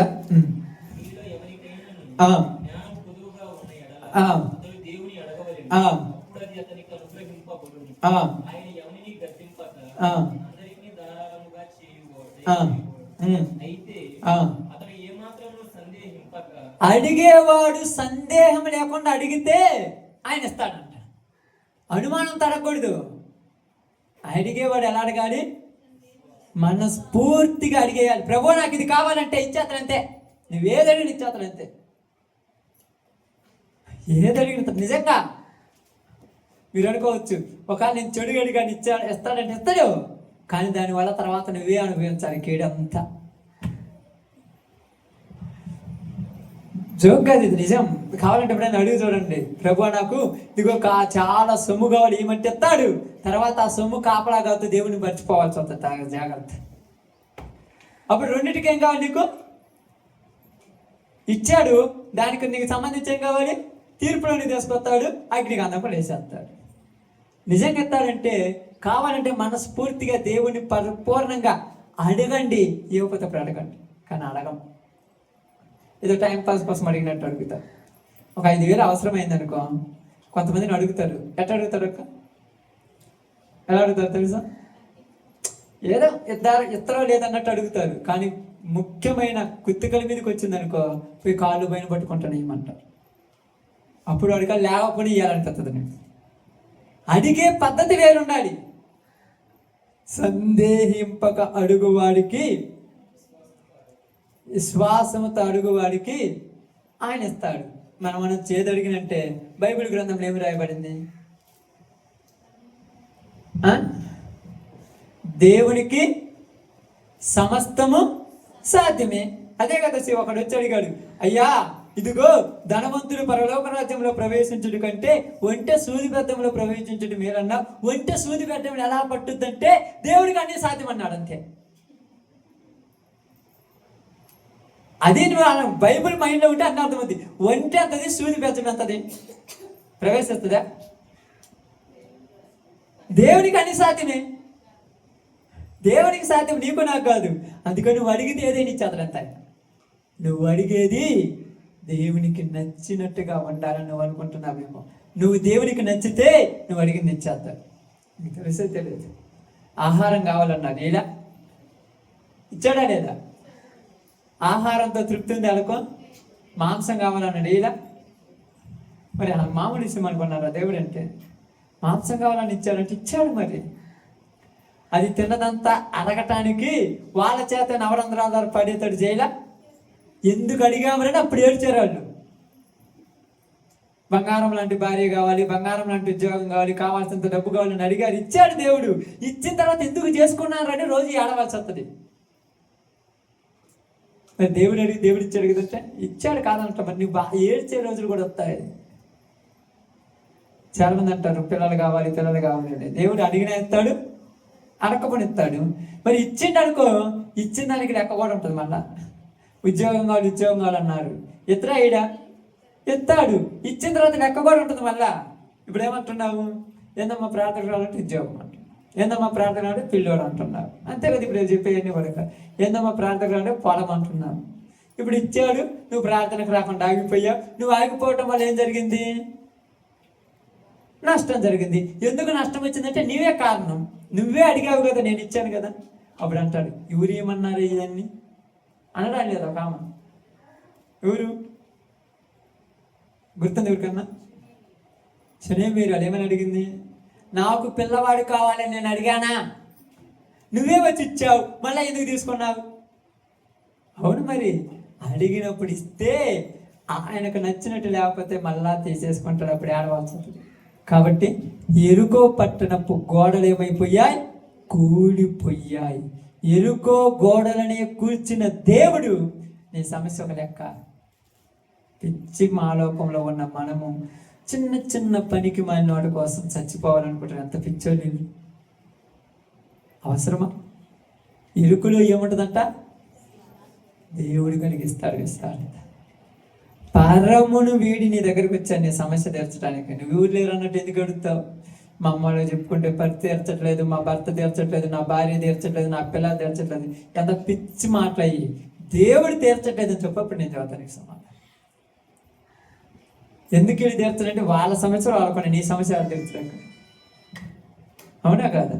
వాళ్ళకి ఎన్ని సమస్యలు ఉన్నాయో నీ సమస్యలు చూసుకోవాలి, ఇంట్లోకి ఏ టు జెడ్ తేవాలి, అన్నీ సరి చేయాలి, బయట కంట్రోల్ చేయాలి, ఇంట్లో కంట్రోల్ చేయాలి, నిన్ను నీ ఇంట్లో ఉన్న నిన్ను తృప్తిపరచాలి, బయట ఉన్న పనులను తృప్తిపరచాలి. అన్నిటి కుదరాలంటే కుదురుద్దా? ఒకటైనా తగ్గియాలి. ఆ తగ్గించేది అది ఏం తగ్గిస్తాడు? ఇంట్లోనే తగ్గిస్తాడు, బయట తగ్గాడు. బయట తగ్గిస్తే పిల్లలకి భార్యకి కడుపు మాడుద్ది. నువ్వు పని ఎందుకు పోతున్నావు? పొద్దుగూకులు అంటే పొద్దుగూకులు పనికి పోతున్నావు. ఏం తినాలి? ఈ మధ్య అసలు నన్ను పడుచుకోవడం పొద్దుగూకులు పని పని పని పని పని అని తిరుగుతున్నామంటే, పనికి పోకుండా ఇంట్లోనే కూర్చుంటే ఏంది అంటారు ఒక పొద్దుగూకులు ఇద్దరు. అప్పుడు ఏమంటారంటే చాకని చేతగానోడికి నీకెందుకు భార్య అంటారు. మళ్ళీ అప్పుడు పనికి పోతే ఒక తలకాయ నొప్పి, ఇంట్లో ఉన్న ఒక తలకాయ నొప్పి. అసలు తలకాయ నొప్పి అంతా ప్రాబ్లమ్స్ నీ వల్ల ఉన్నాయి. కాబట్టి ఈరోజు అదే చెప్తున్నది బైబిల్. ఇరుకులో దేవుడు ఏం చేస్తాడు? విశాలత కలిగిస్తాడు. ఆయన నిన్ను కరుణించి నీ ప్రార్థన అంగీకరించును. ఆమేన్. నీ ప్రార్థన అంగీకరిస్తాడు. కాబట్టి ఈరోజు నీతో నాతో దేవుడు చెప్తున్న ఒక చిన్న మాట ఏంటంటే, నీ సమస్య ఎంతదైనా భయపడద్దు. ఎవరొచ్చి ఇదిగో ఇలా జరిగింది ఏమిటో చెప్పాడుగా, నీ పొలం అంతా పోయింది, నీ ఆస్తి అంతా పోయింది, నీ గుడ్లన్నీ చచ్చిపోయాయి, నీ పిల్లలందరూ చచ్చిపోయారంటే ఐ డోంట్ కేర్ అన్నాడు. అంతే, ఐ డోంట్ కేర్, నేను భయపడిన అన్నాడు. ఎందుకు? ఎన్ని ఇచ్చిన దేవుడు అన్ని తీసుకున్నాడు, అన్నిటికి రెండు ఇవ్వగలడు. మళ్ళా ఈరోజు నువ్వు అనుకుంటావు, నా భర్తకు నా పిల్లలకు లేనిపోయిన తలకాయ నొప్పులు తెచ్చి నేను ఆయన బాధపడతావు. నా దేవుడు మళ్ళా ఈ బాధకు మించిన సంతోషము అమ్మే నాకు ఇవ్వగలడు నమ్మి నువ్వు ప్రార్థన చేయ. అంతే. నిజంగా ఎత్తాడంటే ఏబుకు రెండంతలు ఇచ్చాడా లేదా? మరి నీకెందుకు? నమ్మకం లేదు. నమ్మకం లేకపోతే నేనేం చేయలేను, నువ్వేం చేయలేవు. ఈరోజు అక్కడ నీళ్ళు పెట్టాం, అందరూ తాగటానికి నీళ్ళు పెట్టాం, దాని మీద ఒక గ్లాస్ పెట్టాం. మీరేంటి ఆ నీళ్లు పెట్టిన వాళ్ళని నమ్మితే తాగుతారు, నమ్మకపోతే దాంట్లో ఏం కలిపారని తాగరు. అవునా కదా? నిజమక్క, జోక్ అది. ఇది నమ్మాలి. బాగా ఆలోచించండి. రైల్వే స్టేషన్లోనికి బస్ స్టాండ్లోనికి పోయినప్పుడు ఏమంటారు? ఎవరైనా ఏవైనా ఇస్తే తినొద్దు అన్నారు. అవునా కదక్క? ఎందుకు? దాంట్లో ఏదైనా కలిపేసి మిమ్మల్ని లాక్కొని పోతారు, తినొద్దు అన్నారు. అదే మనకు ఊరు మన అంటే మన గురించి అని కదా చెప్తాను ఒక మాట. మన ఇంటి పక్కన ఊరైనా కూర అయితే కమ్మాయి తింటాంగా. ఎందుకని వాళ్ళ మీద ఒకవేళ వాళ్ళు ఏదైనా దాంట్లో ఏదైనా కలిపి మనకు పెడితే